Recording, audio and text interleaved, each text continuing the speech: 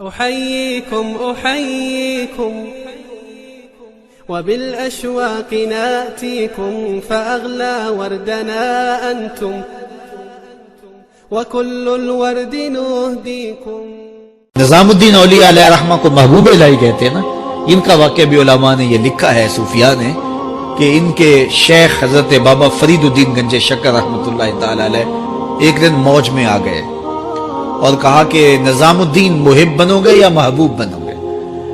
تو یہ بڑی خدمت کرتے تھے اپنی شیخ کی، تو کہا کہ محب بنو گے یا محبوب؟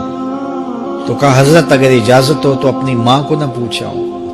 اللہ اکبر، ان لوگوں کی مائیں بھی تو صاحب حال ہوا کرتی تھی. تو کہا کہ اگر اجازت ہو تو اپنی ماں کو نہ پوچھاؤں کہ محب بننا ہے یا محبوب بننا ہے؟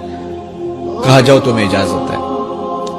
تو گھر کی طرف روانہ ہوئے. ایک آدھ دن کا سفر کیا. راستے میں ایک فقیر تھا مجذوب، جو راستے میں بیٹھا تھا، حالت اس کی عجیب سی تھی. تو یہ سلام کر کے گزرنے لگے تو وہ مسکرا کے بولا محب بنو گے یا محبوب؟ تو حیرت زدہ ہو گئے کہ اسے کیسے پتا چل گیا، یہ تو میرے شیخ کا اور میرا راز ہے. تو رک گئے. کہا کہ حضرت اگر آپ بتا دیں تو بہت اچھا ہو. کہا نہیں ماں سے پوچھو، جو وہ بتائے گی وہی بن جانا، اور اگر ماں نے نہ بتایا تو کل آ جانا، اسی وقت یہاں ملاقات ہوگی، پھر میں بتا دوں گا. خیر چلے، رات کو پہنچے، والدہ کی خدمت میں سلام پیش کیا، پاؤں دبائے اور کہا کہ شیخ موج میں آ گئے اور کہا محب بنو گے محبوب بنو گے؟ تو میں نے کہا ماں سے پوچھ لوں. تو میں اماں جی آپ سے پوچھنے آیا ہوں، راستے میں یہ واقعہ بھی ہوا. تو ماں نے کہا کہ بیٹے تم صبح ناشتہ کر کے پلٹ جانا، اور وہ جو راستے میں تیرے دل کی بات بوجھ گیا، وہ کوئی صاحب حال تھا، وہ تمہیں صحیح بتا سکے گا کہ محب بننا کہ محبوب بننا. خیر یہ صبح ناشتہ کر کے ماں کے پاؤں پکڑے، اجازت طلب کی اور واپس نکلے. اور وہاں جا کے دیکھا تو کوئی فقیر نہیں ہے. بڑے حیرت زدہ ہوئے. دائیں بائیں سے پوچھا کہ یہاں کل ایک بابا بیٹھا تھا. کہا وہ تو کل کے فوت ہو گیا. تو کہا اس کی قبر کہاں ہے؟ کہا قبر کس نے بنانی تھی اس کی؟ وہ گندگی کے ڈھیر پہ لوگوں نے پھینک دیا. دل میں بڑے حیرت زدہ ہوئے. اتنا با کمال تھا، لیکن اپنی حالت یہ. خیر وہاں چلے گئے اور جا کے کھڑے ہو کے پوچھنے لگے بندہ خدا دل کی باتیں بوجھتا تھا اور میرے ساتھ وعدہ کیا تھا کہ اگر ماں نے نہ بتایا تو کل آنا، اور اپنا پتہ ہی نہیں تھا کہ کیا ہونے والا ہے.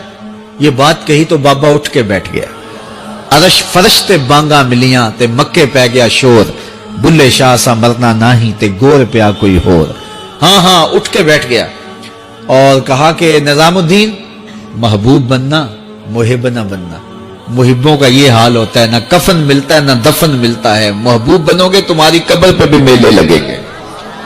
فَاتَّبِعُونِي يُحْبِبْكُمُ اللَّهُ، اگر حضور کی اطاعت کرو گے، حضور کی فرما برداری کرو گے تو تم محبوب بن جاؤ گے. جب کوئی حضور کا ہو جاتا ہے تو رب اس کو اپنا محبوب بنا لیتا ہے. تو حضور کی محبت خدا کی محبوبیت کا ذریعہ ہے. اور حضور کے صحابہ کی زندگیاں دیکھیے کہ انہوں نے حضور علیہ الصلوۃ والسلام کے ساتھ کیسے پیار کیا. حضور کی محبت میں اپنی عادتوں کو بدل دیا.